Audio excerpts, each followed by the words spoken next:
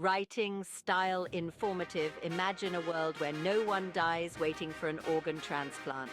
Sounds like science fiction, right? Well, it might be closer to reality than you think. I'm here to talk about a groundbreaking medical procedure that could change the landscape of organ transplants forever.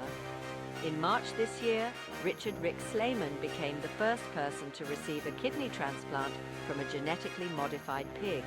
This historic operation took place at Massachusetts General Hospital. Nearly 2 months after this pioneering procedure, Rick passed away at the age of 62.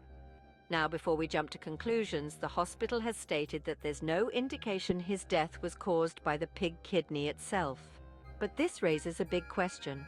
Are we on the brink of a medical revolution, or is this a path fraught with unprecedented risks? Let's delve into why this is such a big deal. There's a severe shortage of human organs available for transplants.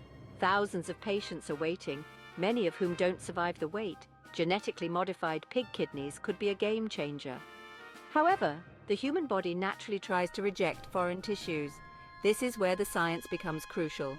Researchers are using advanced genetic engineering and immunosuppressive therapies to overcome these challenges. Rick Slayman's case isn't just a medical story, it's a beacon of hope. His family stated that his legacy would inspire patients, researchers, and healthcare professionals globally. And while the road ahead is uncertain, the potential to save countless lives is undeniably inspiring. So, what do you think? Is the risk worth the reward? Could this be the future of organ transplants? Let's discuss this in the comments below. And remember, the next big breakthrough could be just around the corner. Thanks for tuning in. Don't forget to like, share, and subscribe for more updates on this fascinating journey of medical innovations. Until next time, stay curious and informed.